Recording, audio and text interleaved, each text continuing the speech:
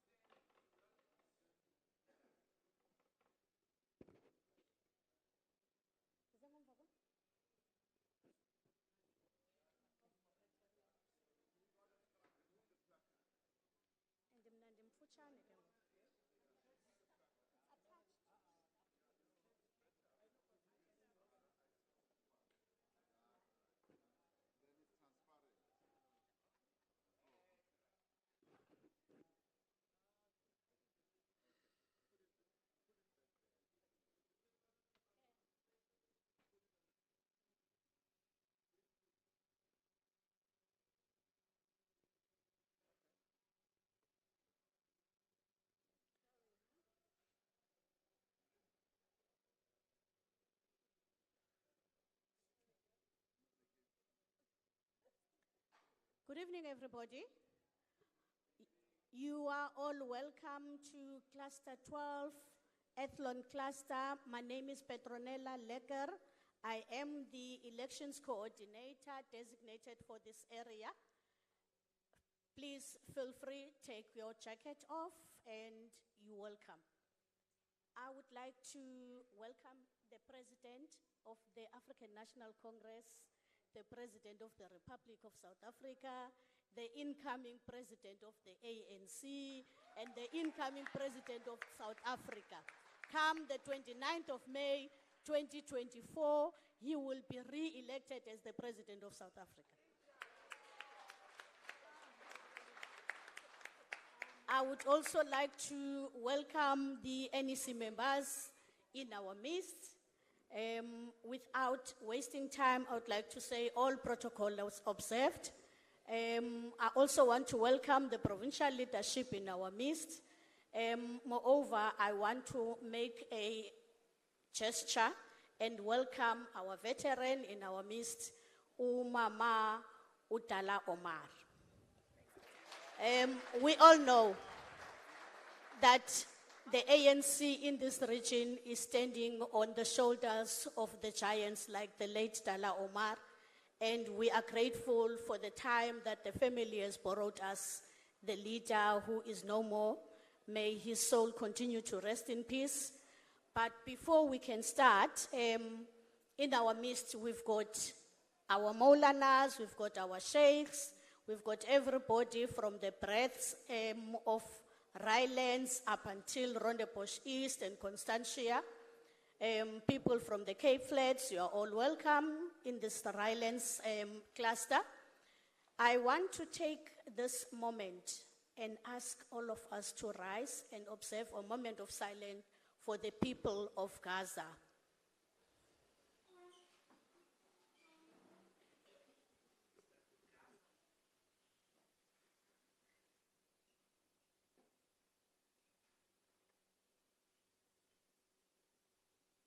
Thank you.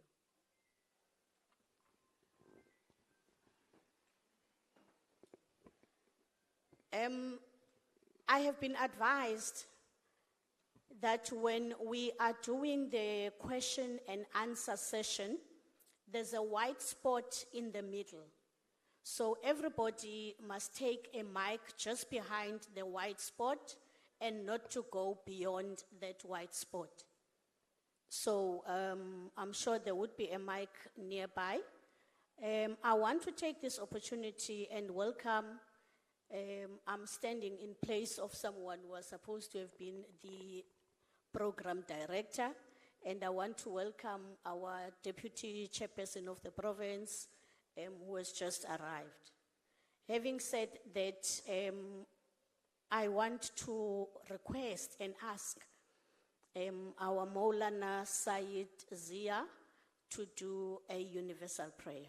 Over to you, Maulana.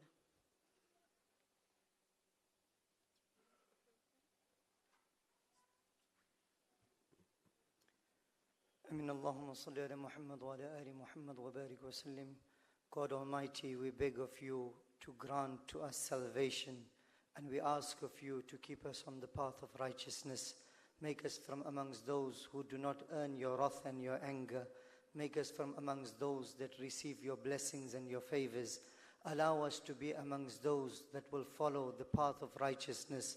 Make us from those who will remain and will be able to achieve peace and tranquility.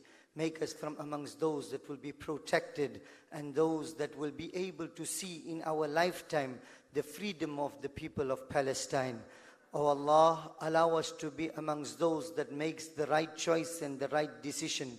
Make us from amongst those who earn your favor, and forgive us for all our shortcomings. Forgive us for the sins we commit knowingly and the sins we commit unknowingly. Make us from amongst those that are peace bearers. Allow our country to be a country of tranquility.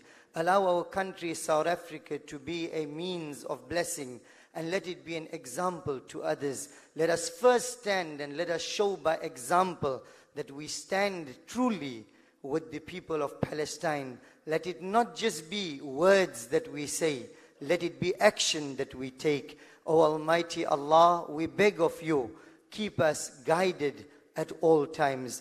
إن الله وملائكته يصلون على النبي يا أيها الذين آمنوا صلوا عليه وسلموا تسليما اللهم صل على سيدنا محمد وعلى آل محمد وبارك وسلم سبحان ربك رب العزة عما يصفون وسلام على المرسلين والحمد لله رب العالمين. Thank you so much, Maulana. I'm now going to offer an opportunity for a question and answer session. But before I do that, I would really urge everyone to give us a moment and allow the chairperson of the region to introduce the president in our midst. Thank you.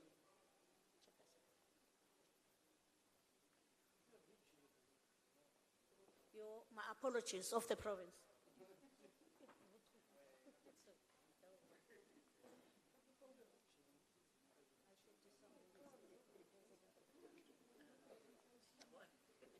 Good afternoon, everybody in the house. I was not disrespectful, but the chairperson of the region was called, and I thought I was the chairperson of the province. That's why I waited for Comrade Pet to correct herself. Good afternoon again. It has been a long day with the president, and I was saying to him over the lunch, I can give him amnesty now to go to another province. I'm tired. When you work with, we started yesterday, we went to Wesley in Poland. So we had to wake up very early in the morning to be there before he arrives. And then his advantage over me is the convoy. And then I must drive after the convoy. When I get nearer to the convoy, the bikers say, stay away from the convoy, stay away. But I must arrive in the spot with him so that I introduce him. But the convoy doesn't want me to be part of the convoy. So I said, no, it's enough now. President must go to any other province. It has been a great pleasure to work with the president. He has come and further energized our campaign. He has arrived at the right time when our campaign has picked up. He is an added oxygen and energy to our campaign. He will be with us until Sunday. Even this afternoon when we were and we're getting reports that the hall is empty here, the president said, I am going there. I'm going to speak to anyone who's there. So the president is here with us. The president is going to listen carefully. At the end, the president is going to respond. He's going to respond to many things, and the message that the ANC has sent him to come and deliver to us. It will be a great pleasure to listen to him and his message, because he is not an outgoing president. Any of the outstanding matters here, he's going to follow up himself on them, because on the 30th and the 1st of June, he is still going to be the president of this country. So we are here with you, with the president, President Cyril Ramaphosa. He is sent by the ANC to deliver a special message. After all the questions and answers, questions he was going to answer, but importantly, he's going to deliver the message that the ANC has asked him to deliver at home. So feel free to ask anything and speak truth to power, because he's still going to be around. If there's something we did wrong as the ANC, here is the president in charge, the commander-in-chief, say to us, here is an advice, this is how we think you must correct your mistakes. We are the first one to humble ourselves and accept our mistakes over the past 30 years. So we are a listening government, we are a caring government. So feel free at home to raise anything.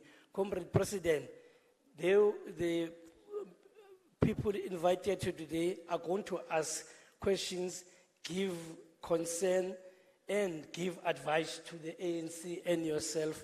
You will at the end have an opportunity to respond, Comrade President. Thank you very much.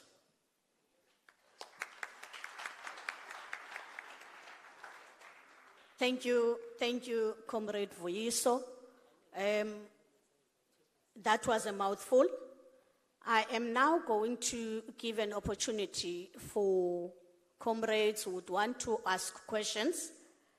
I'll start from this side. All right, let me start on my left-hand side and move to the row at the back.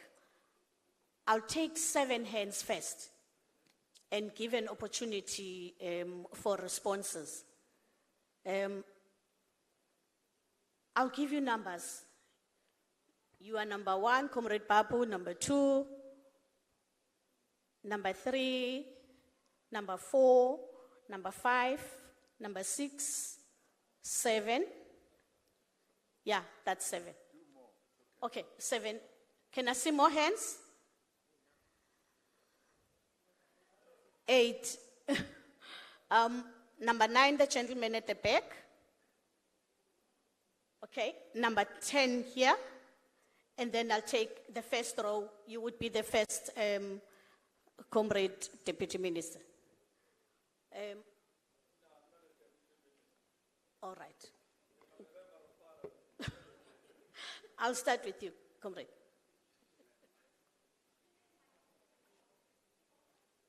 Can we? Comrade Punt? My name is Comrade. Sorry that I'm a bit challenged, so I'm going to stand here if you don't mind. My name is Nadim Hendricks. I'm not going to say much about myself, but I know that I have been in the struggle when I was in Standard 6 child at Trafalgar High School, which was in 1969, where we were conscientized by people like Dalla Umar and his company. So since that time, I've been an activist until to this very day.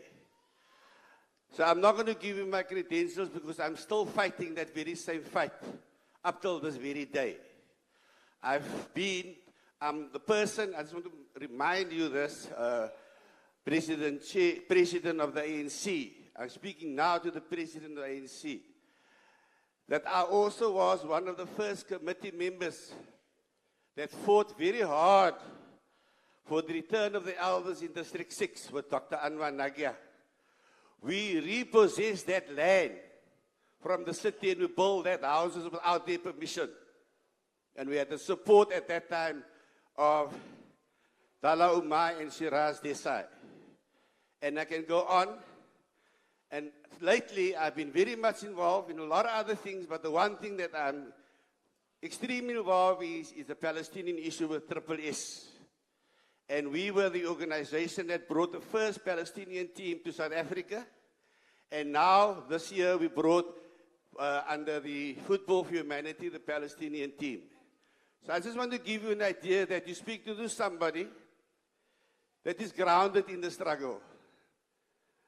And this is why I thought today I want to speak first to you. Because I feel very, very disturbed at this particular stage. I'm a voter. I need you to understand that. And I drive around Cape Town. I don't drive anymore. I've got my son and my wife driving because I'm a bit challenged now. But I'm extremely disturbed that the ANC gives the impression in the Western Cape that they are once more factionalized and they are once more divided. Comrade, I'm upset at that. We have an admirable challenge which you set us. We took the Israeli colonial government to the ICJ. We showed the world, you showed the world at national level, that the national party of the ANC, the national, could take on the world and the biggest Zionist movement, and they could do it with an absolute conviction. And they're standing and they're fighting it, irrespective of the consequences under your leadership. And that we admire. You really made us proud to be South Africans again. And you must remember that. And we are worried in the Western Cape that you are destroying that. We are worried in the Western Cape that that has been destroyed.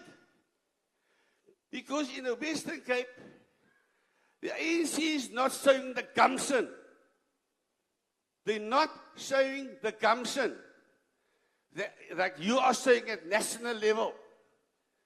You know, Comrade President, I'm involved as an activist in virtually every aspect of this particular society, and people here will tell you that. But today I felt I need to tell you to stand up to your particular conviction as leader of this great party. And do not treat the Western Cape like you're treating us, or people in the Western Cape guiding you to treat us the way you are treating us. We are worried that if things don't go where the ANC is in a particular strong position to be in the Western Cape or to be the leading party in information of whatever happens here, they must. And the only way we can do that is if we show the necessary leadership. And we must come from you. From you. You must not listen to your Western Cape factions. I'm not part of that. I will never be part of that. I'm an activist. We need to show strength. I drive on all the highways. I see all the posters. I see the parties going to party. I see on every particular platform. I see the different candidates that represents their particular parties very strongly. Not the ANC. Not the ANC. Now I'm going to ask my question. Because I need to do this to give the president background as to how we are again in self-destruct. Mr. President, a process was followed. I know. I'm on the inside. I know. You'll be surprised. I have done this under Mandela. I've done this under Thabo. I've done it with Quinty when I was over there. So I've gone through a lot of presidents and premiers. But we cannot allow it to happen anymore. You have made a decision at national level. You made a decision at every particular level. Who must be the premier candidate?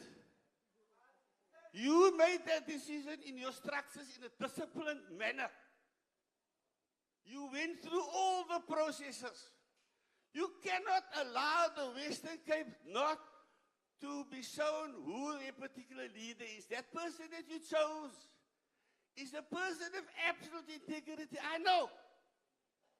I'm nearly done. That person is a person of absolute integrity. I'm educated, I'm a retired principal.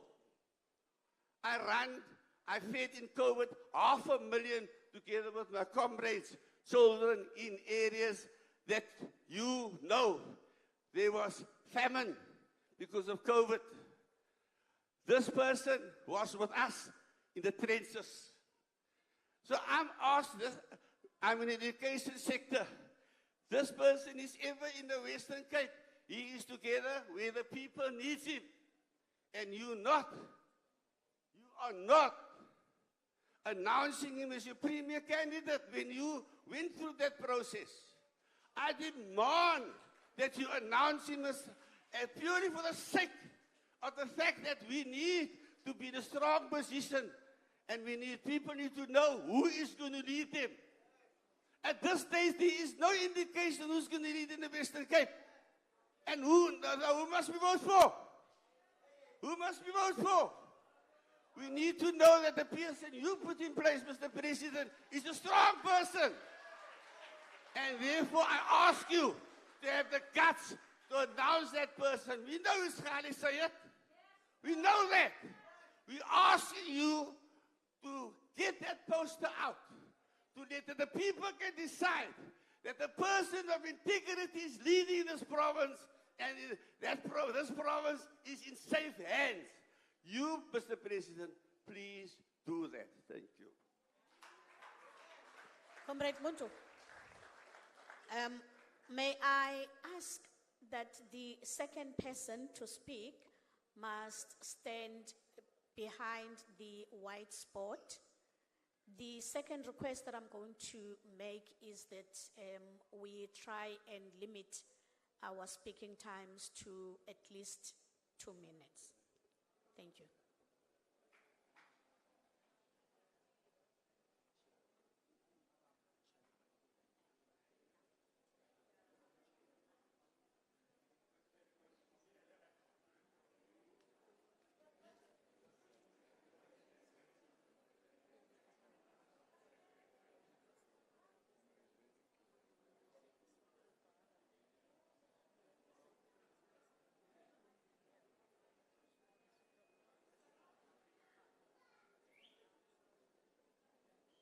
One, two.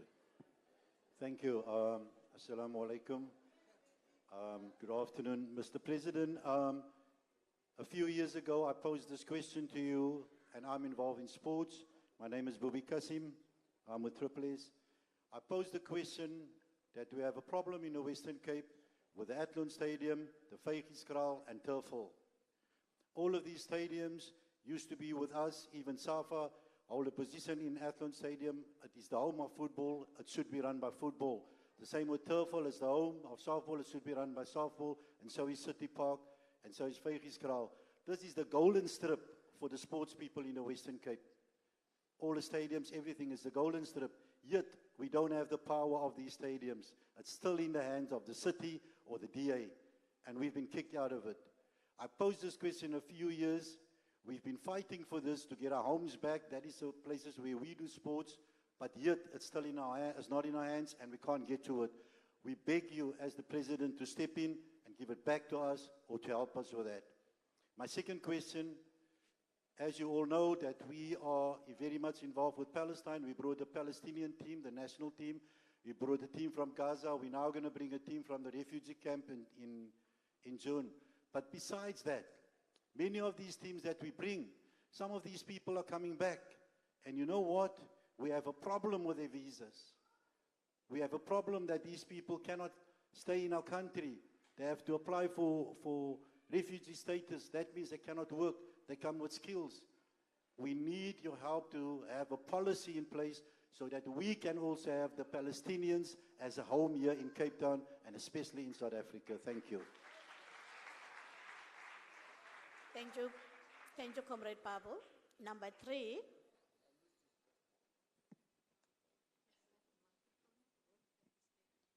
Good afternoon, Mr. President.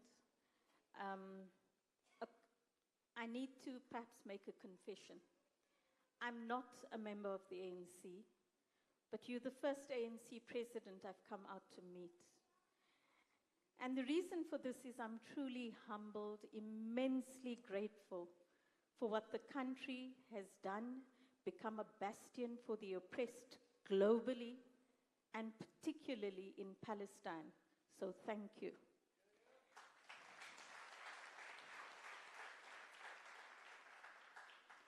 Secondly, as you might know, as a member of the Muslim community, we're tired of blue and white. We're tired of the other colors. We're tired of feeling We're tired of feeling the disconnect between national and the province. We are part of South Africa, and it's time that we were embraced as such. So we need a little more commitment in the Western Cape in terms of who we vote for. The game changer as a member of the Muslim community in particular, and as a citizen in this country, has been and will be who is the premier candidate.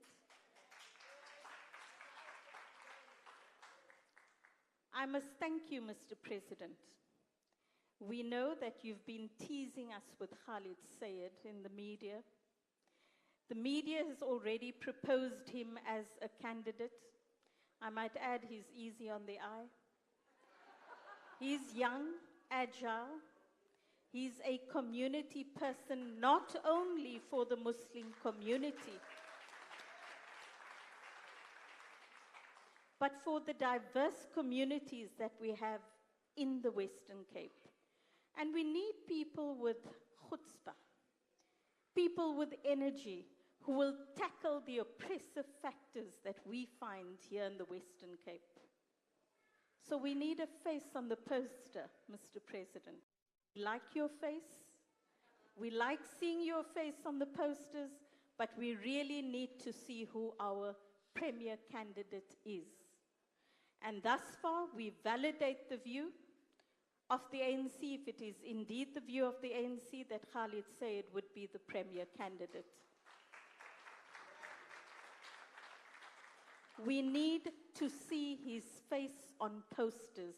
People choose emotionally. They choose on the basis of who they see, who they know in communities, and strategically, it doesn't make sense if we don't know who our premier candidate is now, before the elections. So thank you, President, and again, we're humbled by the efforts, and I'm given to understand that you made particular input in the papers that went to the ICJ. Thank you.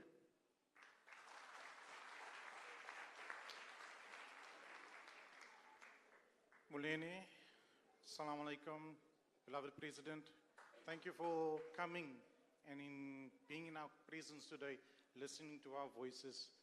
Mr. President, I'm Munir Hendricks from Mitchell's Plain, Portland's, Ward 78. I come to you not only as an activist that's on ground, but also as an ANC member that is also here to echo the voices that was just mentioned before me. To echo the voices of my comrades, my brothers, and everyone else of the Western Cape. To tell it to you, Mr. President, we need a face for the Premier of the Western Cape. Mr. President, we have a son of this soil of Western Cape. We have a son that was groomed by our ANC. He came from a young structure up. I do believe, because not do I only work with Comrade Cde Cyril, but he's the man of the soil, not for the Muslim community only, but for all denominations within the Western Cape. From Langa, Kailicha, all over the place. Schools, he doesn't go just to affluent schools, but he goes down to all factions of the schools that needs to be seen to. Beloved President, in this document that is here in my hand, everything that's stipulated in this document, Comrade Khalid stands for. He breathes and lives ANC. It is now time, Mr. President, where Western Cape is for the taking. We need to choose, are we going to give it back to the blue, or are we going to claim it like our own, like during the time of Ibrahim Rasool? 15 years is too long. I believe, Mr. President, Western Cape is ours. We need to take it, and we need your voice. Mr. President, 2 minutes is too short to speak to you, sir. Everyone wants your time. But I can tell you, Mr. President, going up and down the country, there are whispers. There are ugly whispers. And unfortunately, it comes from from our people. Do not believe in stories that happened 2 years ago. Khalid Said has apologized profusely for it. And the Muslims and the Khaleds and the Africans and everyone in the Western Cape has forgiven him. I work on the floor with the destitute, the hungry and so forth. Where he's needed, you don't ask, make appointment, he's now there. Wherever he rocks up, you don't need to introduce him as Khalid Said. People know who he is. So whoever is spilling information about Khalid Said, tell them they do not know Western Cape. President, beloved President, he's our man of the hour. We want the Western Cape to be an ANC again. We are tired of these Zionists taking control of our province.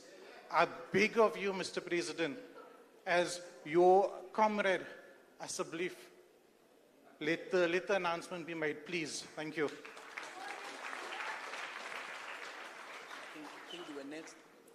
Yes. May I really request that we stick to our 2 minutes?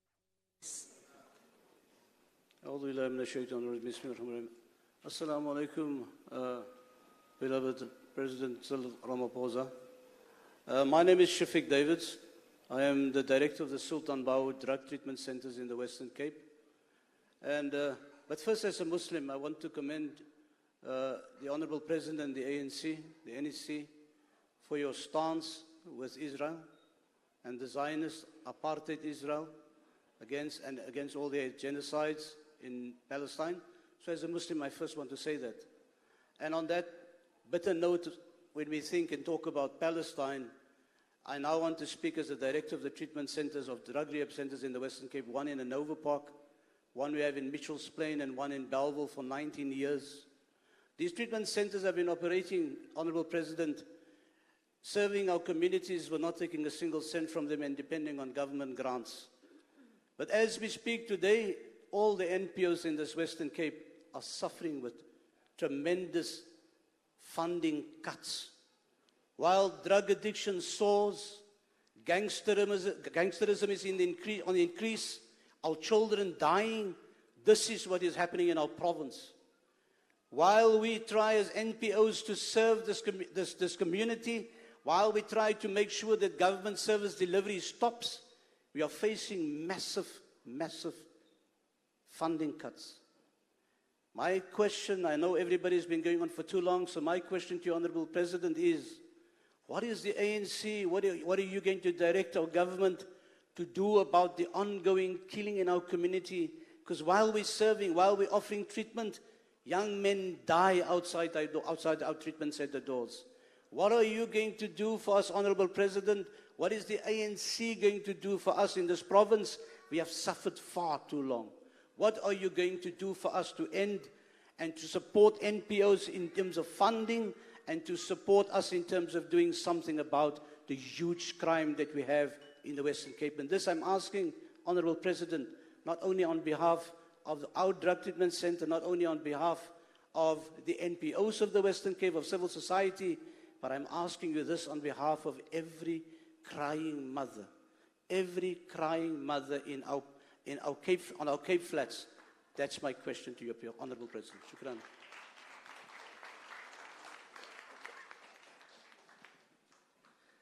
Good afternoon. My name is Jackie Poking. I'm from Buakup, Ward 77.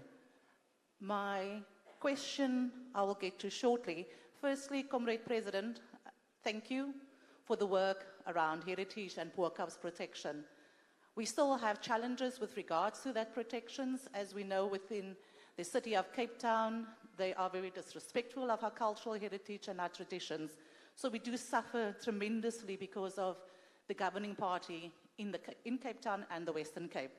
But that does not mean I cannot thank you for the work that the ministers and yourself have done to grant us the protections that we have. Now, coming to that, lots of people played positive roles and leading roles in getting us those protections. And one of them is Comrade Khalid. So my question is this: why have we not made the announcement for Premier candidate for the ANC in the Western Cape? In fact, I want you to challenge you as our comrade leader to lead us in this and make the announcement here, now, so that we leave here with the good news. That we go and spread the good news when we leave this venue today. Spread the good news. Our premier candidate is Khalid, and we will spread it throughout the Western Cape. Thank you.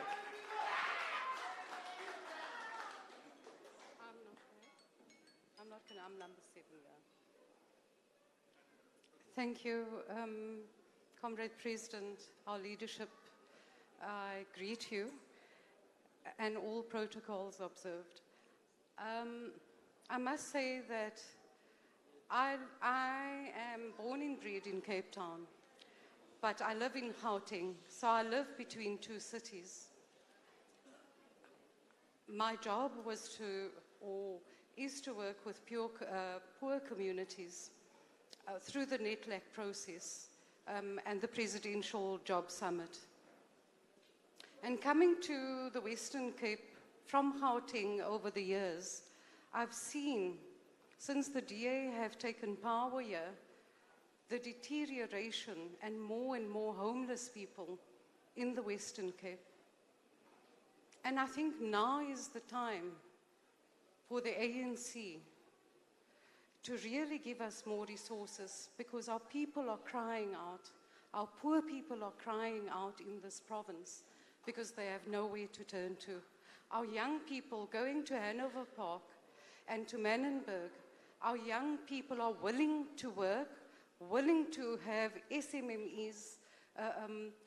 Our minister, comrade from Department of Finance, Comrade Enoch, they want to work. They want to have their own businesses and create their own jobs. But this province is not allowing them to do that. What they are doing is they're pushing more alcohol, more drugs into these communities. And it's actually very, very sad. So we need, Comrade President, for you to send more resources so we can take this province from the blue lies, like Comrade Cameron had said, and liberate our people like we want to liberate the Palestinians. Thank you, Comrade President.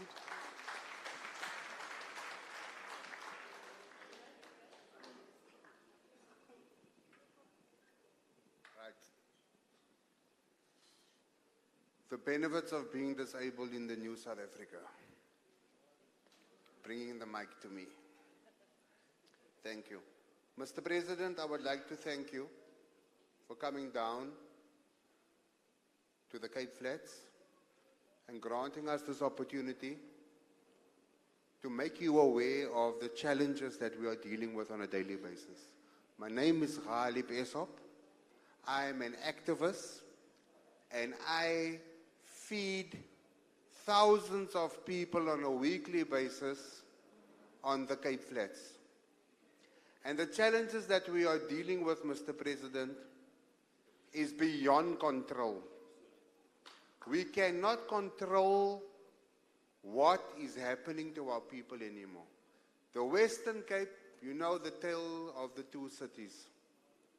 There's a certain reality on the one side and there's a certain reality on the other side. Mr. President, we've come to understand that in the Western Cape, people do not just wake up in the morning and decide to become a gangster or decide to become a drug addict or decide even to become a prostitute. It is because of the daily realities that we, Mr. President, need to deal with. And the absence of preventative programs and initiatives that's supposed to be alive on the Cape Flats or in the wider Western Cape on a daily basis to make sure that we steer our people away from these bad elements. But unfortunately, our reality is what our reality is. And I deal with these people on a daily basis. From Athlone right through to Lavendale, to Valhalla Park, you name it. Mr. President, the people are sick and tired. They are tired of what they are experiencing in the Western Cape. The DA has disappointed us on every level. On every level possible. Now, the challenge that we are sitting with, Mr. President, as the people that is dealing with these communities is because of the absence of government. We are dealing with a group of people, Mr. President, that is not necessarily politically active. They're not politically active, but they are registered to vote. Now, who do they vote for? Mr. President, largely they vote for a face. And if there's no face, they don't know who to vote for. And ideally, they'll just go to the white woman again and go vote there because we are not doing a better job to persuade them to come and vote for us. So, Mr. President, my appeal to you on behalf of the communities and the thousands of people that I deal with on a daily basis, make the announcement. Put the face out there. Muhammad Khalid Sayed. He has been down to each and every one of my soup kitchens. The people love him. I don't know why we are not putting the face out there. We are hours away from elections. Let's do it, Mr. President. Because the day you leave here, Mr. President, our realities becomes our challenges again. Thank you.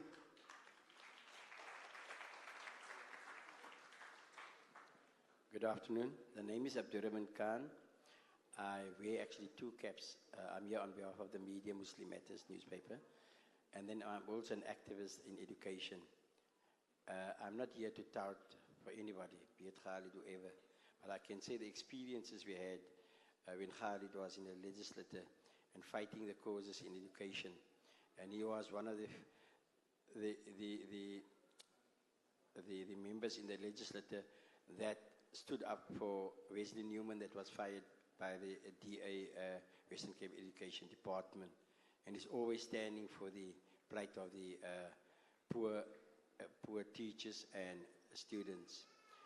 Well, I was also part of the team, and Comrade Connie can tell you that we stopped the closure of the schools when the DA tried to close the schools in 2013, and we won that matter. Well, as from the media, I'm not going to say further. The only question we want to know is when that announcement will be made, okay? But we also, having our ears on the ground as media, we know there's a problem, and that's a sectarian problem. And we need to speak about that because of the issue in the Muslim community. And we can be, if we are anti-racist, then we should be anti-sectarian also. Now, because he is a Shia, and we must say it the way it is, people are scared to say that there's a problem. And we know leading ulama in the Sunni fold are opposing him because of Shia. And those are the, and we must get rid of the sectarianism. It's a cancer in this community. And people are not talking about it. I've heard many things beside that, and that is the issue at stake. So we're just asking you, when will the announcement be made of your candidate, whoever it's going to be?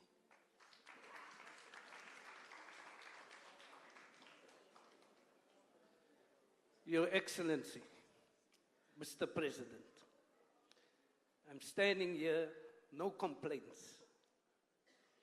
I want to put you at ease, but I think we need to fire your photographer because it seems you look more handsome in person than on the photo. Except, that's what I want to see, Mr. President.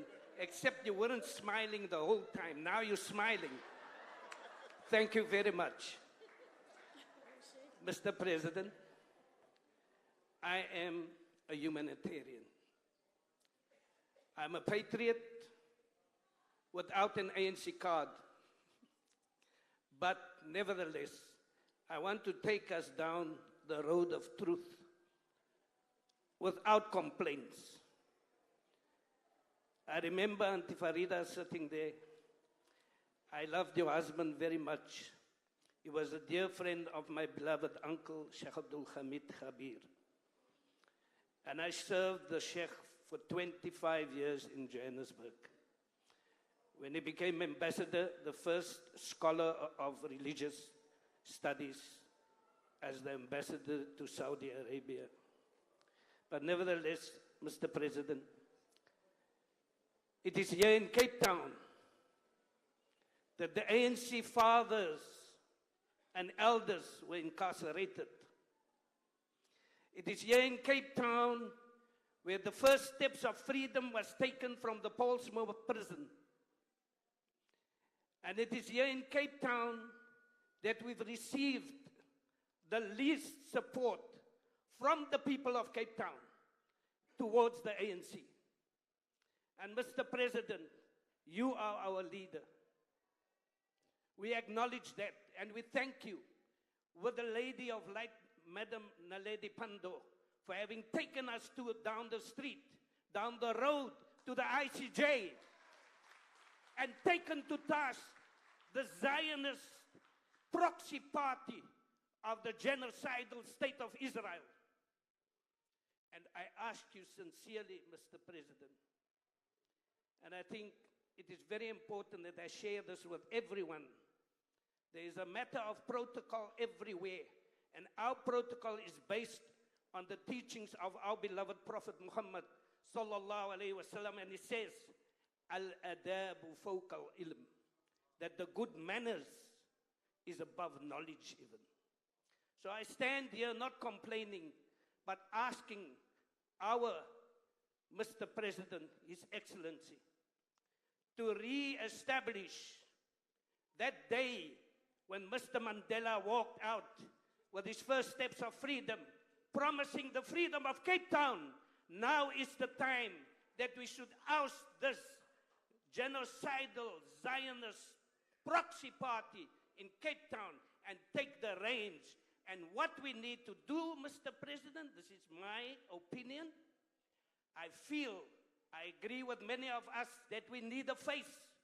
I'm not going to say who that face should be, because it is our president's decision. It is him and the executive of the ANC and the government that decides who is going to be our lieutenant in Cape Town. And there is a candidate. Everyone speaks about candidates. There is only one answer to that. There is a beautiful saying that our Lord, our great Allah subhanahu wa ta'ala says, وَمَكَرُوا وَمَكَرَ اللَّهُ وَاللَّهُ خَيْرٌ مَاكِرِينَ. He plans and they plan. God's plan is the best of plans. So let us take this genocidal Zionist proxy party out of the equation completely and take back Cape Town like we rightly should have done from the first day Mr. Mandela stepped out of prison. Allahu Akbar, Takbir, Takbir, Takbir. Viva Mr. President. Thank you very much. Thank you so much. The Sheikh has spoken. May I just check from the speakers that are following from the Sheikh if they've got a different question from the questions that have been asked. Because I'm worried there are people who must take their medication amongst us. So if there's a different question, I would afford that opportunity. If it's the same questions that have been asked, I would humbly request that the audience be given an opportunity to receive the responses from the President.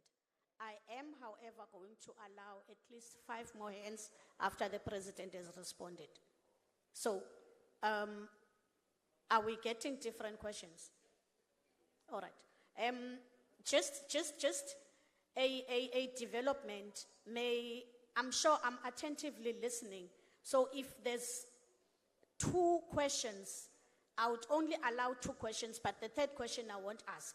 So prepare yourselves. Just ask 1 or 2 questions and not more than 1. And we minimize our opening remarks. Thank you. Thank you. Good afternoon. All protocol observed. Mr. President, this afternoon I'm going to be speaking in my capacity as a young person and raising my concerns from which I've observed growing up on the Cape Flats. I am from Manenberg, one of the most gang-infested areas on the Cape Flats. So for 30 years, the ANC has been the government of the day. So for this upcoming election, I want to know from the ANC, what is the ANC going to do different to contain the scourge of gang violence, not only in Manenberg, but on the Cape Flats at large? Mr. President, the issue of gang violence, it is not a policing issue on its own. It requires many sectors of society to join hands. It requires the education department, housing, social development, and even the finance department, Minister Enoch. I'm pleased to see you here. So I want to know from the ANC, what are you guys going to do different? Because your approach as to contain the situation of gang violence for the past 30 years, it's not worked. So you need to relook at what you're currently doing. My second question is, I'm also part of the minstrels, or better known as the Kaapse Klopse. And it is an age-old tradition. It is a tradition that is older than both you and I, Mr. President. It's been coming on for centuries.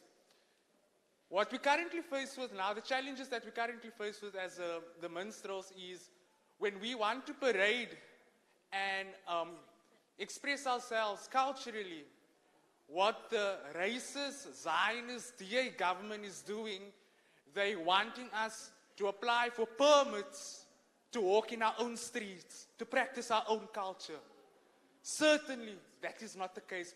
We feel like we're being segregated because we cannot walk in areas freely to entertain people as we want. We need to apply for a permit. And that is not on. I don't know if your Minister of Sport, Minister Zizi Kodwa, knows that we have something called the Kaapse Klopse. And I think the reason why we are complying with the Zionist DA, we have got no choice but to comply with what they're putting out, is because they're funding us. So they're threatening us, if you're not going to comply with what we're telling you, we will withdraw the funds. So that is where the Department of Sport, Arts and Culture needs to step in and fund the minstrels then, so that we become less reliant on an apartheid Zionist supporting DA. And then lastly, Mr. President, during your State of the Nation address, you said that the NHI bill, it's on your desk and it will be signed into power soon. If ever there's a time that the NHI bill needs to be signed into power, it is now. Because the gap between quality healthcare, it is vast for those who can afford quality healthcare and those who cannot afford quality healthcare. So let healthcare be universal for each and every South African, regardless of what they can afford and regardless of their class in society. Thank you.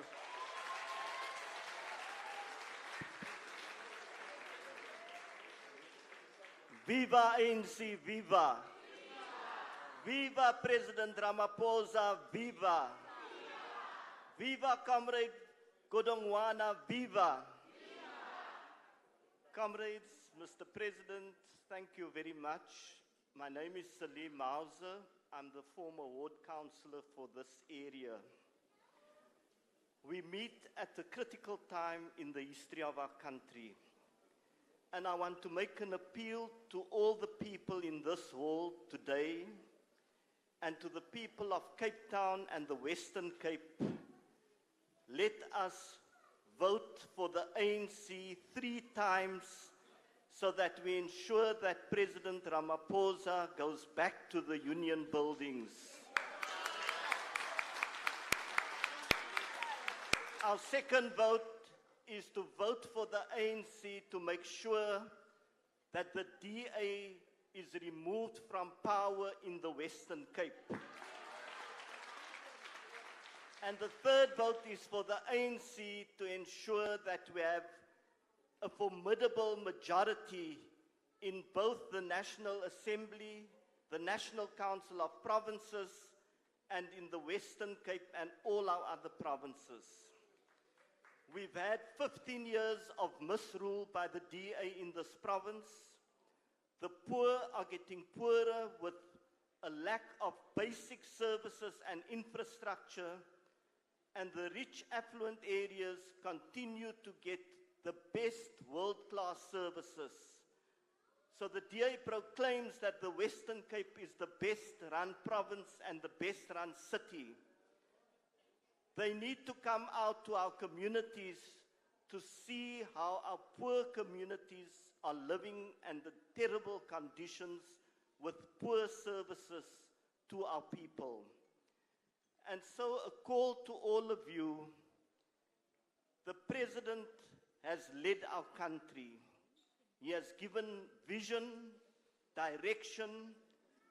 He is continuing the task of Comrade Madiba, Owar Tambo, Dalla Umar, Joe Slovo, and others to continue building a non-racial, non-sexist, and democratic South Africa. If the ANC does not win this election, we're sure we're going to, but if we don't, we will go backwards. And we need to give our president a firm mandate to govern for the next 5 years and take the country forward. We want to thank the president for taking the lead in our country's stance on Gaza and in support of the Palestinian people. Any other party that comes into power will immediately withdraw the case at the ICJ, and they will restore relations with apartheid Israel. And if we vote for the DA, we're effectively voting for relations to be restored with apartheid Israel. We call on each and every one to vote for President Ramaphosa, to vote for the ANC 3 times, and we can then engage with the President and Cabinet on how we address the problems of the poor in terms of service delivery in the Western Cape. Thank you.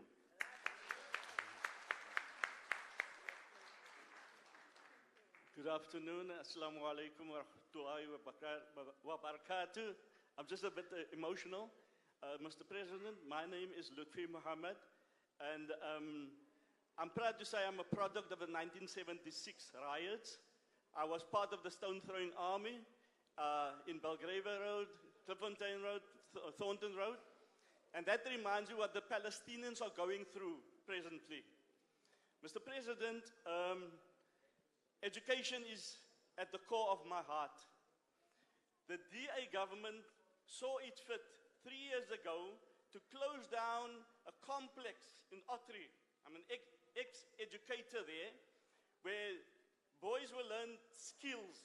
You are always talking about we are an unskilled people, Mr. President. I would like to know from the ANC government, which we hope is going to win the Western Cape and take it from the DA, they do not see people of color. They want our children to be in drugs, in gangsterism, so that they can vote for the DA. But I would like to know from you, Mr. President, will we reopen that complex? Because there's about 13 trades that can be taught there at that school. I remind myself of the proverb of the Chinese that give a man a fish, then he has food for 1 day. But teach him how to fish, then he has food for life. Thank you very much, Mr. President.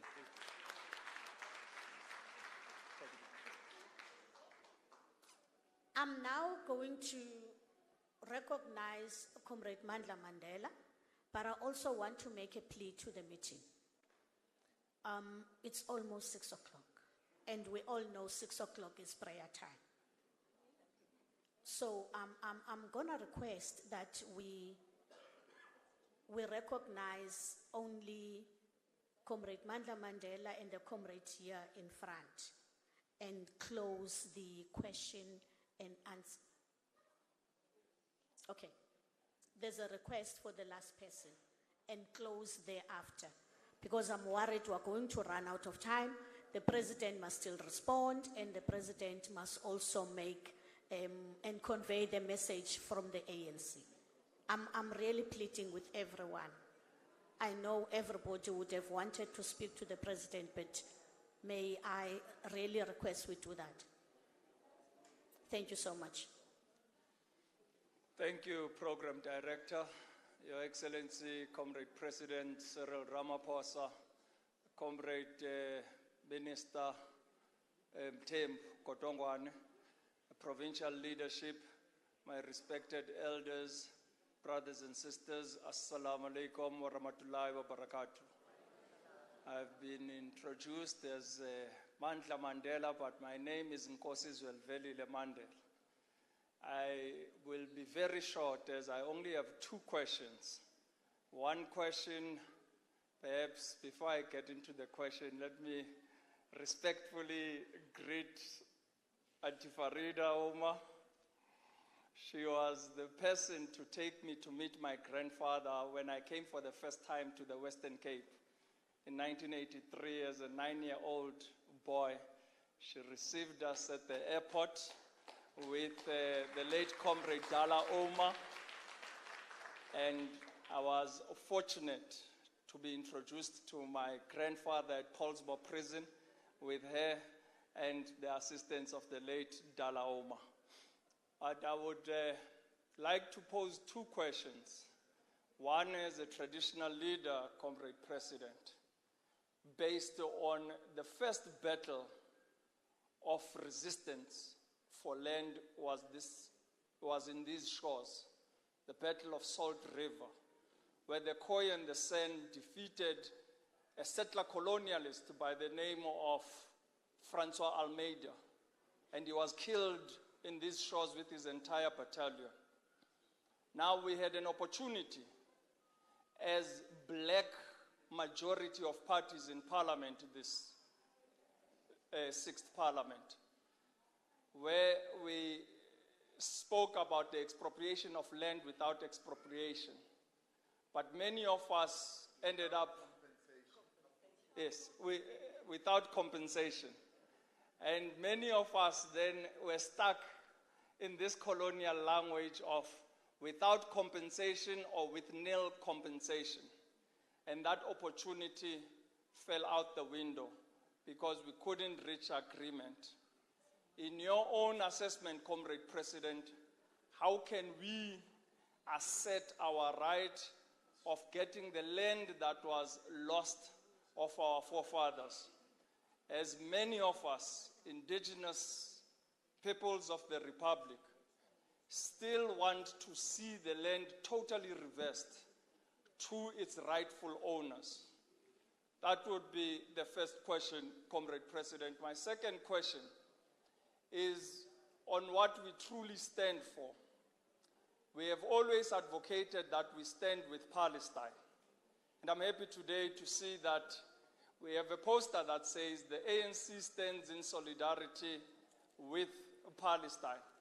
And in this regard, Comrade President, we must applaud your efforts at the ICJ, as well as that of Comrade Minister Naledi Pandor and Ronald Lamola, who have made us proud to be South Africans.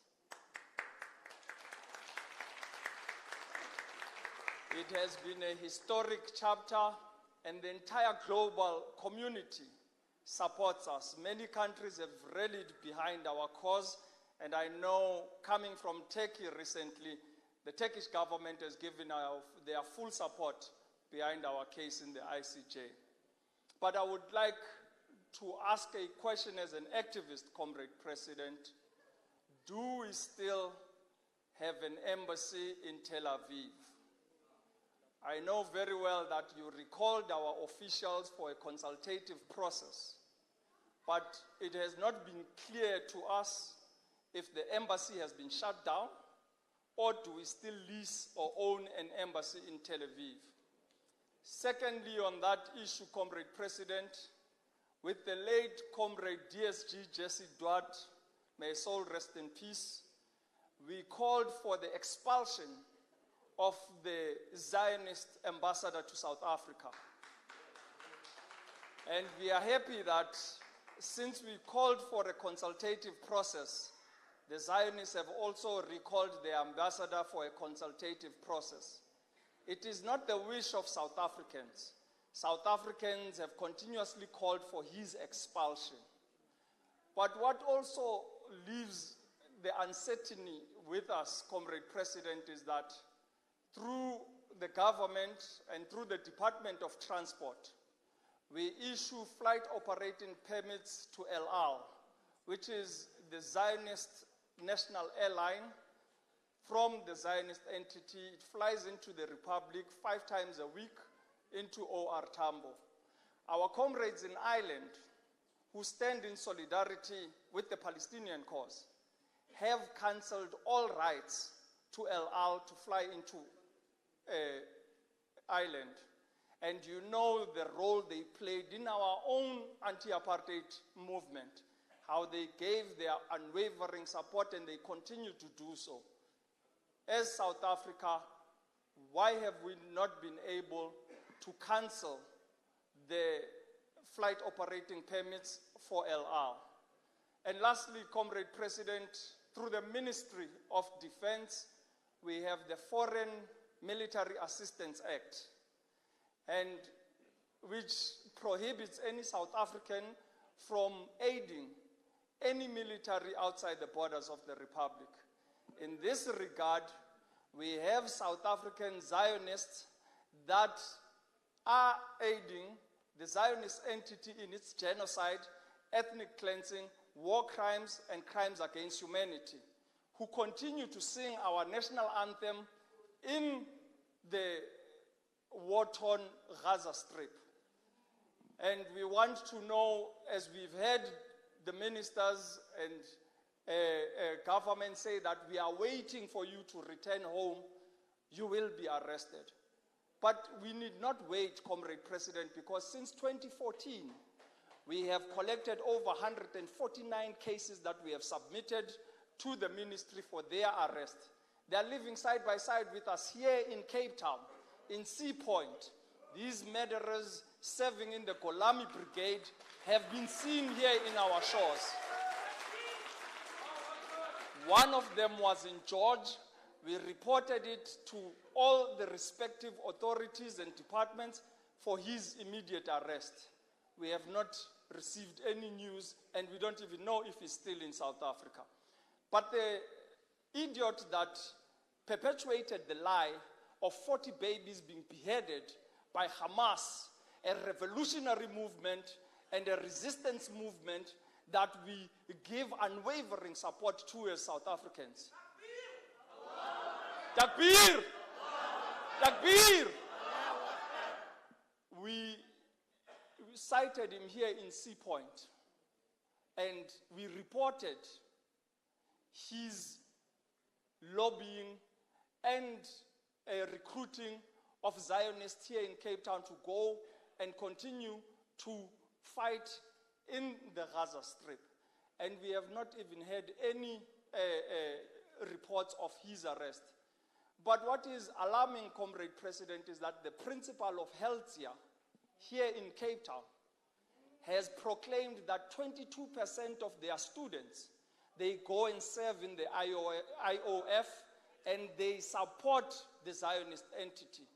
And the Minister of Basic Education hasn't even carried out an inquiry in that regard.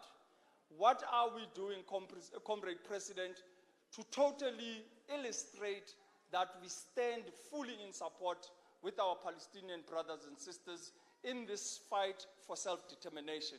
I thank you. Thank you. Assalamu alaikum. Good afternoon, President, Mr. Kodangwana. I think this question I have will be more, for you.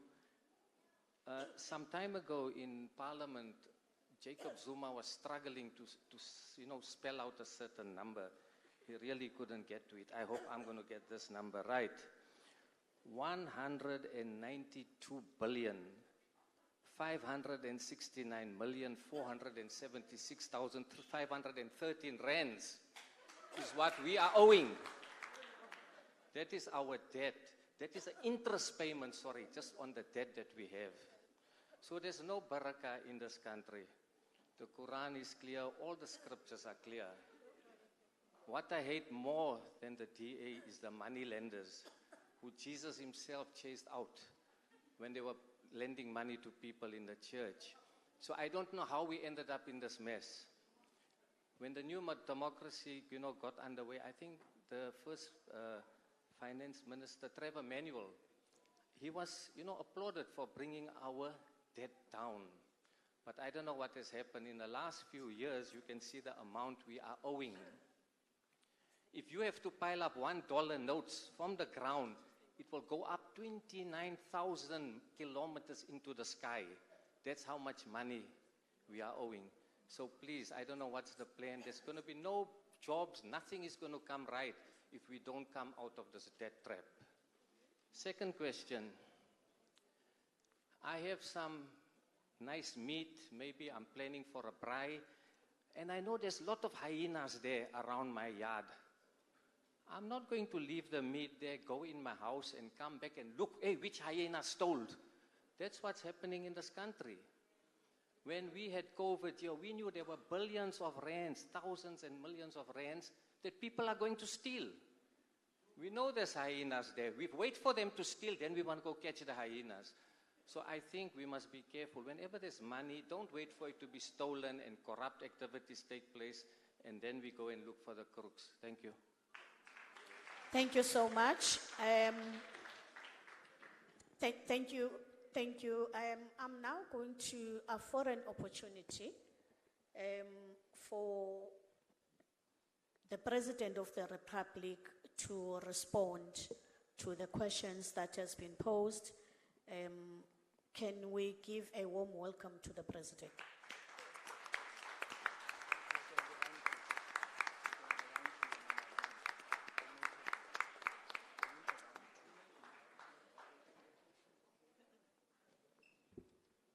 Thank you. Let us be seated, please. Amandla. Amandla. Viva ANC, viva. Forward to victory, forward. Program Director, thank you very much for this opportunity. And I want to greet you all, but especially greet my dearest comrade Farida, Omar, for welcoming me at the door. It was a very warm welcome, a very big, warm hug, which I've become accustomed to. So thank you very much, Comrade Farida. And I thank you on your collective behalf as well. Thank you very much for being here. As we have heard, we are just exactly 32 minutes before many of you go for prayers, and there are quite a number of other events that other people also want to go to. I longed to have this opportunity, and when it seemed like people were not coming as it had been expected, I felt that we should go ahead nonetheless, and I'm glad that we opted for that. There have been many questions and urgings and salutations, as well as views that have been expressed about what the ANC should do in relation to a candidate premier for the coming elections. I'll want to deal with that because what I can say is that we have heard you. Our normal practice as the ANC is never to declare a candidate premier anywhere in the entire Republic, for a whole host of reasons, political as well as organizational.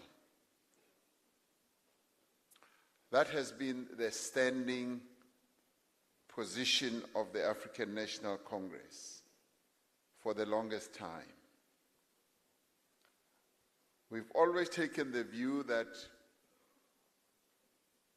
our campaign for elections has one face, and that is the face of the president. And that even emanates from the election of a president or the president. When the president is elected at our national conference, he or she is automatically the candidate of the African National Congress to be President of the Republic. Without any doubt, without any question, that has always been broadly accepted and decided as the position. As we went on with our own organizational history, we found that even at the provincial level,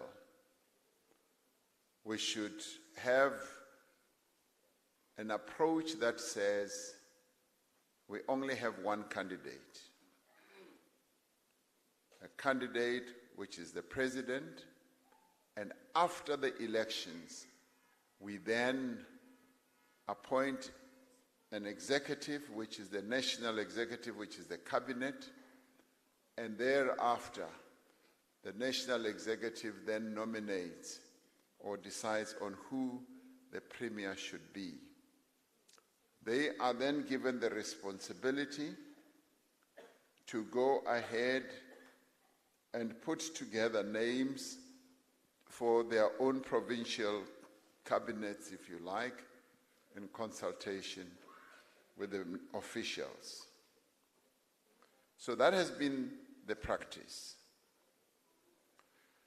As we came to the 2024 elections, we realized that we wanted to have a real push in the Western Cape and have a slightly different approach this time round in the Western Cape, realizing that we could have a chance to take this province back to the ANC.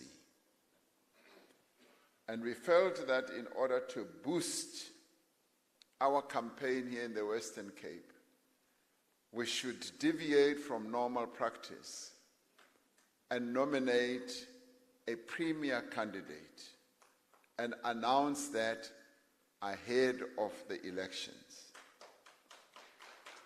Wait. You are too much in a hurry. You are too much in a hurry. So accordingly, the discussion then ensued in the officials. It then went to the NWC. The NEC, having felt that we should do so. We then engaged in a consultation process. The Provincial Executive Committee discussed the matter, and having done so, it also recommended a name. Soon after the name was recommended, we had a flurry.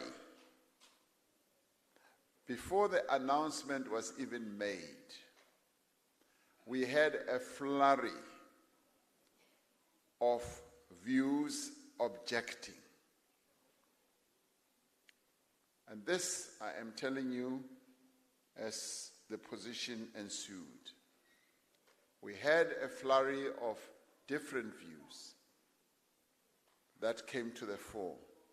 And the officials discussed this very past Monday. The Secretary General had been in a consultation very broadly with a number of those organizations. And I should say quite a number of premier organizations really outstanding organizations supported the view that had been put forward. But a number of others also came forward. Now, the ANC being who we are, we always want to take different views into account in most of what we do. We are oriented in that way. We want to unite rather than to divide. We want the various views that are articulated to be heard and to be processed, and so that when we take a final decision, proper consultations and proper discussions will have taken place. That is how we operate. Some of you may see this as a weakness, may see this as outsourcing the decisions that we have to take. But unfortunately, that is how we operate, because just completely disregarding the views of those who are putting a slightly different viewpoint to us would be neglecting the normal way that we work. We've got to take those views into account, and we've also got to persuade those who may have a completely different view. And we've always operated like that, and the objective has always been unite. Bring everyone into the crawl, bring everyone into a consensus. And once we've built the consensus, then we can move forward. Even during the negotiation process of our own revolution, we always sought to work on the basis of building a sufficient consensus, that there should be a sufficient number of role players, stakeholders, people, and organizations that help to build that consensus so that we can move forward. So the officials this past Monday, having discussed the matter, having discussed this matter of Comrade Khalid having been nominated, felt that we needed to close off the whole consultation process. Now, it so happens, and I didn't know the matter would come up today, it so happens that the views that have been expressed here, and they are strong views, very, very strong and fervent views, are the views that add up to this whole consultation process. I know, and some of you were swallowing your words, your names, and I couldn't hear all the names properly. But one of my comrades stood up here and said, "President, announce today. Before this meeting rises, announce." That's what she was saying. Now, I know that is the desire that many of you, if not all of you, want. That announce now, so that as we end this meeting, we should know. The very first speaker, and I thought I heard, was it Comrade Hendricks, who spoke first. He took his long time. And, you know, he went around the corner, went underground, and, you know, sought to explain. And somebody even said, "What is the question?"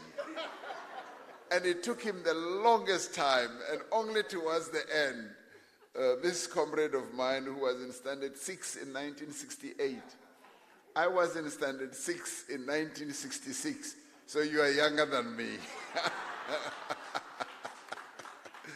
So, comrades, let me say on this one, I have heard you. I've heard you very, very clearly. Your views have been well articulated. and there are strong views. Now, I work with a collective, and we meet regularly. We're meeting again on Monday. We are going to discuss this matter. The Secretary General has been busy himself, as he should be, consulting and talking to a number of people and entities and organizations that raise concerns. And he is going ahead with that, and I am going to report to him to the other colleagues, chapter and verse. And I'm going to say, Comrade so-and-so said this.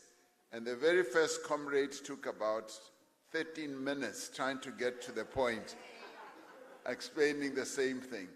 And so I am going to be able, armed with what you have said here, and very enlightened with what you have said. And I wish, there was a minute when I wished that Comrade Khalid should not be here, so that he himself should not hear what is being said about him. But I only saw him later. If I had seen him earlier, I would have said 8, so that he shouldn't hear. But comrades, it's all well and good. We are all comrades. We are all chanting for the same cause. We all want the ANC to win. And one of the things that you do firmly believe we should do is to name a candidate for this province. You are not the first. In fact, it was the National Executive Committee of the ANC that felt we should do so. And as we sought to do so, there were other intervening voices. And we also know that Comrade Khalid did apologize. He apologized for what caused the ructions. And the PEC also dealt with the matter. So this matter has its own complexities, but I have heard very, very clearly, and I would like you to allow us to complete this process and then complete it fully as the elected leaders of the ANC. And I'm really pleased that you have had the patience that has allowed you to come also to this forum, to seek to use this forum in an organizational manner to come and express the views that you put forward here. There has been another view so you know. The other view was, we've never done it before for other provinces. We can proceed also with this province without having done it. So that is the other view. But having heard you very, very clearly and strongly, the SG, who has been consulting others, and myself, having heard the weight of the fervent support that you have given on this matter, we will be able to take this matter forward. So, comrades, I know you want an announcement tonight. I know by saying what I'm saying, I'm disappointing you. It's possible you may love me less. But you know, one of you said, I'm such a good-looking guy. I'm such a handsome guy. Who doesn't love a handsome guy like me? So you will continue to love me.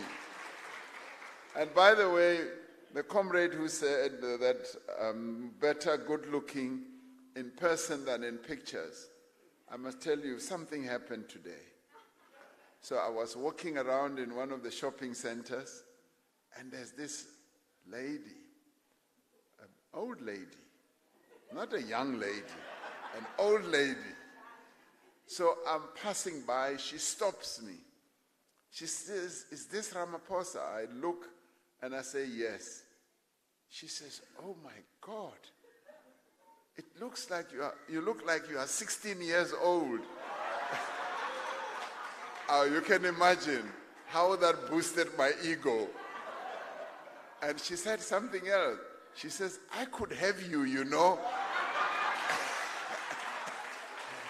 So, for the second time today, you know, I really feel like I'm floating.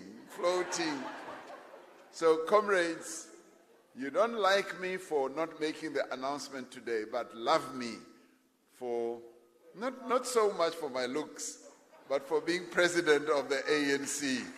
An ANC that you are going to make sure it wins. So we will be coming back to you on this matter. To be more serious, I've heard you, and the SG is completing his own processes because many of these views came directly to him as the one person who is at the center of our consultation process. I even heard my sister, I didn't get your name, but all I heard was that I'm not a member of the ANC. Well, I think you now have become warmed up to the ANC.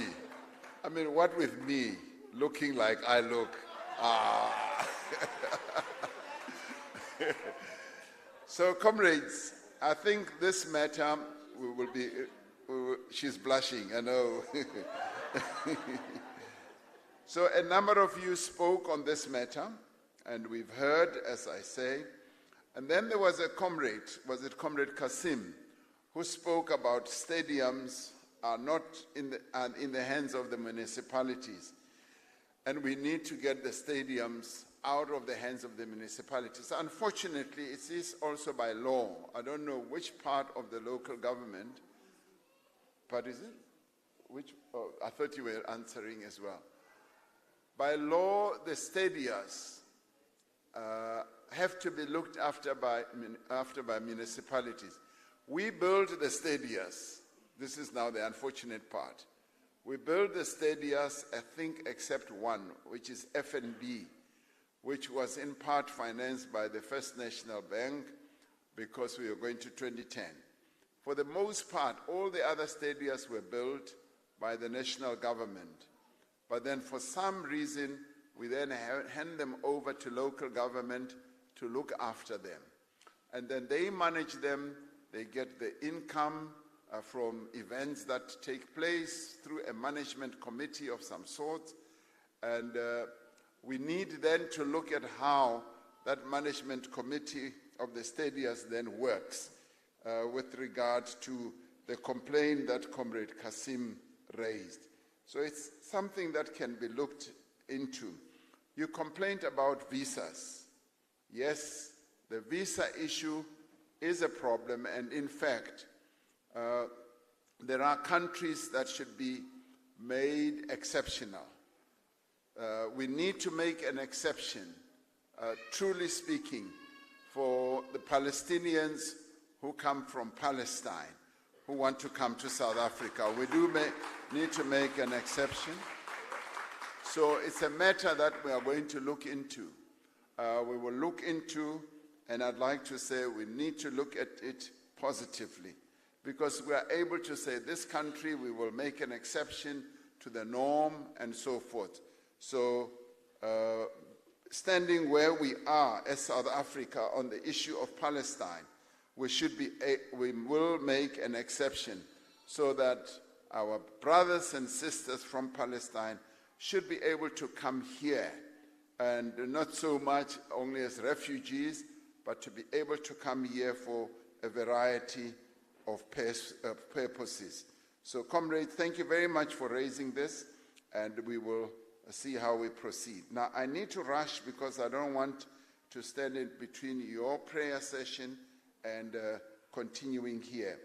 I think it was Comrade Daniels. I didn't hear all the names, but he spoke about NPOs, or she spoke about NPOs are suffering from the cuts, budget cuts, and in the end, we need to look at NPOs. And I'll say to you that, yes, we do need to do so, largely because NPOs do valuable work to support the work of government. And government cannot do everything. And many of the tasks that government has to execute are executed by non-profit organizations that are able to reach out much more effectively than we do. We saw it very well when we were fighting COVID-19. Much of the work was done by other organizations that got support from government. Similarly, with HIV/AIDS, when we have had to spread the word, it was NPOs or non-profit organizations that helped. So we need to strengthen them.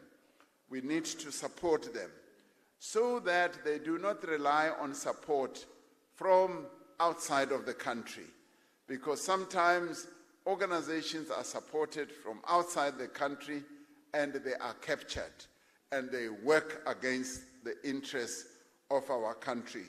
So I'm glad that Comrade Enoch Godongwana is here.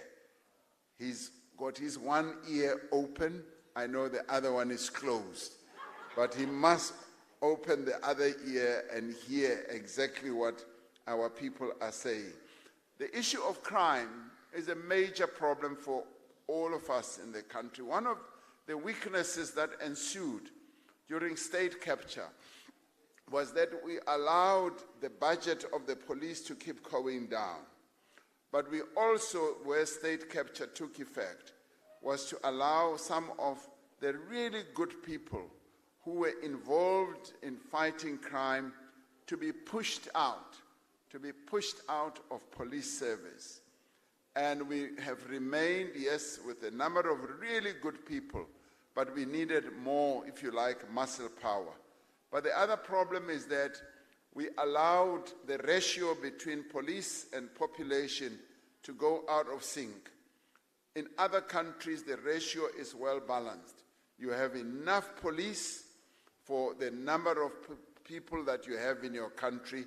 And in our country, we had more people and less police. It was only in the last 3 years that we took a decision to employ more police. And fortunately, we were able to allocate more money. And in the recent period, we've recruited 30,000. But here in the Western Cape, we're dealing with a special problem of gang violence. We need to get on top of this. And it's been going on for years. It's been decades that the communities in the Western Cape, it started off in the Cape Flats, it's now moved way beyond, and also in the African townships, it's just gangs that are proliferating. And they've now moved to extortion. They now extort money. Illegal, well, there's no legal extortion, but they extort money, and we've just been to a restaurant in the township, where were we in the township? In Philippi. The owner of the restaurant was shot dead last year or so because he refused to pay extortion money. And his daughters are now running the restaurant. But so many businesses are finding that money is being extorted from them. So we've got to have specialized units that are going to focus on this, but we've also got to strengthen the criminal intelligence division so that through criminal intelligence we're able to preempt many of the things that criminals will want to do. So we are going to focus on this. We're strengthening policing. We need more police stations, like in Kamnandi, where we were. There's only one police station for 40,000 people or so. And therefore, we need to jack up that whole process. Somebody spoke about poor communities where we need more resources. Yes, we need that. And then there's also the issue of, yes, when people want to go and express, I must go. Okay, 5 minutes to go. So I've finished now. Comrade Enoch, thank you. Somebody spoke about the Cape minstrels. They need permits. And really for a cultural expression, I believe that that should be allowed without strictures like permits, that as though you are going to hold a demonstration which can turn violence. That should not be the fear and the concern. The NHI bill is, yes, on my desk, and the NHI bill is going to be completed, it's going to be signed, so be relaxed. That NHI is going to happen, whether people like it or not, that is going to go ahead. And I'm glad, and I'm rushing now because we've got to finish. Yes, Nkosi Mandela, you've raised a number of things that needs to be addressed about the embassy. How can we get our land back? We were not able to get the 2/3 majority. We were on course for that process. You're a member of parliament. You know exactly what happened. But at the end, even the Constitution does not really prevent us from ensuring that our people get their land back. We did say that by 2030 we want 30% of the land to be in the hands of our people. We now at 25%. Before 2030, many people who work on the land do believe that that could be achieved. The issue of the embassy, you raise a very valid point. It's a matter that is under consideration. I didn't know about these 140 people that you say are in the country and their identities are known. We've got an Act of Parliament, and therefore the National Prosecuting Agency should be able to do their work. The last question, which I need to deal with before we go for prayers, is we must avoid the debt trap. And I thought that that was a very important input. Yes, our country is heavily laden with debt. Our debt, as the minister will confirm, we are at about 72% or thereabouts of GDP to debt. Many other countries are at 100% and way above. We, through the policies that we have executed, particularly this year, we have maintained a fairly good, prudent macroeconomic approach to manage our debt whilst ensuring that we make available resources for services that need to be delivered to our people. Debt is one of the concerns that we have as a government. We don't want our debt to balloon to unmanageable levels, to a point where we will not be able to deliver proper services to our people. Are we dealing with corruption? Yes, we are dealing with corruption, and in quite a focused manner. And many of the things that we are doing to deal with corruption don't grab the headlines. Recently, a publication called, an organization called Corruption Watch came out with a report that said, in the past 5 years, we've actually seen the incidence of corruption going down and the reports on corruption going down as opposed to what used to happen in the past 7 years.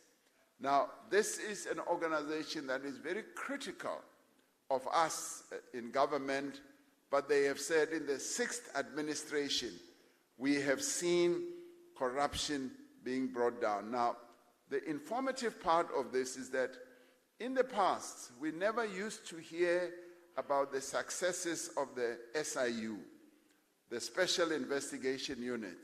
We now hear about their successes, what they are doing.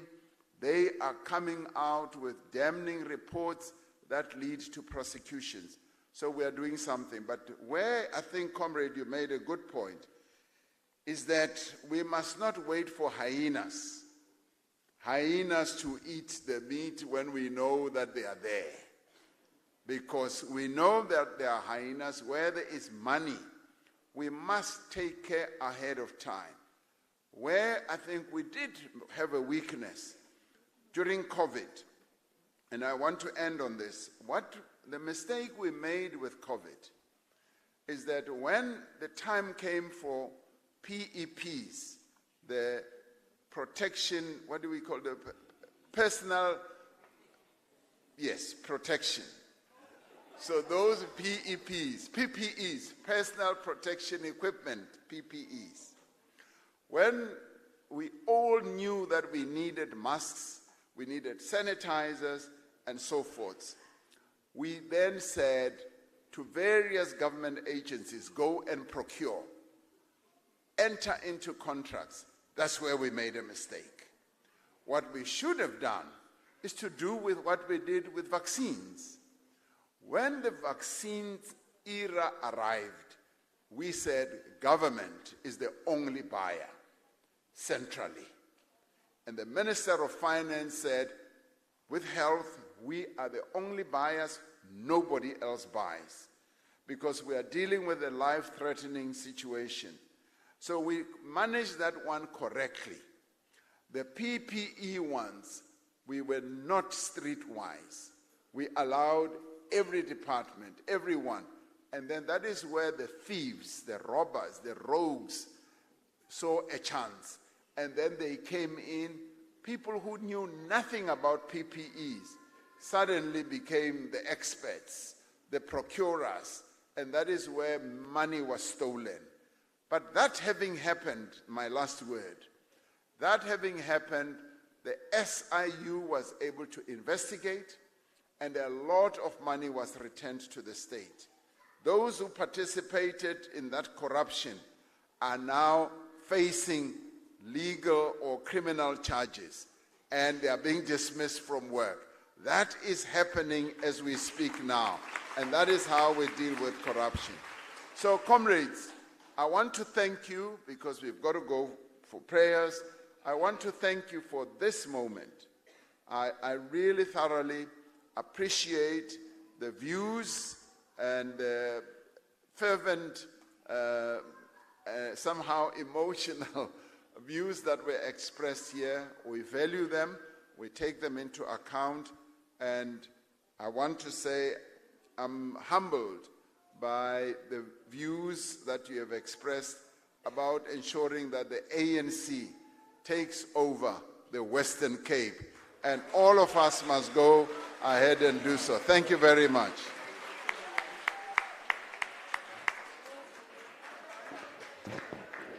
Thank you very much, everyone. Just as you sit down for half a second, just half a second, may I take the opportunity. My name is Connie September. I am the branch chairperson of Robert Waterwich, this one here, Thornhill. Allow me to thank all of you profusely for your patience, for coming here, for always supporting us. May I quickly take the opportunity to also inform you that on the 22nd of May, in the same venue, we will be having Minister Naledi Pandor. As you know, we are commemorating the passing of Comrade Dalla Omar. We couldn't do so because it was the fast. We ask you humbly to come and join us again, 7:30 in the same hall with Minister Naledi Pandor as we celebrate the life of this great leader of ours, Dalla Omar. Comrade President, thank you very much for coming here today and for gracing us with your presence. Yes, I want to say something. Okay. Comrades, I did not comment on the stance and the action that we took, and not so much as the government. It is the people of South Africa, yourselves, the stance that we took with regard to supporting the Palestinians. That is what you must own. And I know that people say, oh, it is the president, oh, it is Comrade Lamula, oh, it's Comrade Naledi. It is you who ensured that we take that position. And it was Nelson Mandela who inspired us to adopt that very strong position. And we are never going to turn back from supporting the cause of the Palestinians. Be sure about that. Thank you very much indeed. Free, free Palestine. Free, free Palestine. From the river to the sea.